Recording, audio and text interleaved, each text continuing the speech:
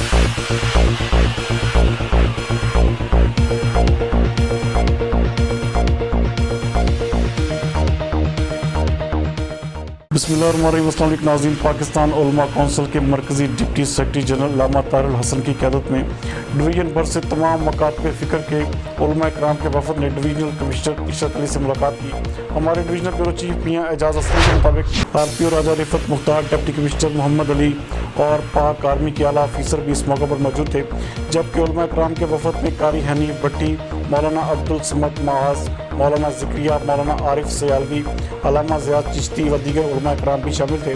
Divisional commissioner ने उलमा इकराम के वफ़द का खैर मकदम करते हुए मुआशरे की इस्लाह में उनके जानदार किरदार को सराहा और कहा कि वो मोतबर तबका है जिनकी लोग बात सुनते हैं और अमल करते हैं। उनका कहना था कि सदर ममलकत की उलमा से मुशावरत की रोशनी में जो 20 निकाती मुतफ़िका एलामिया जारी हुआ है, उसकी रोशनी में रमज़ान मुबारक के बाबरकत महीने में मसाजिद और इमाम बारगाहों में नमाज और तरावी के एहतमाम के दौरान वज़ा करदा लाहे अमल पर अमल दरामद करवाया जाए।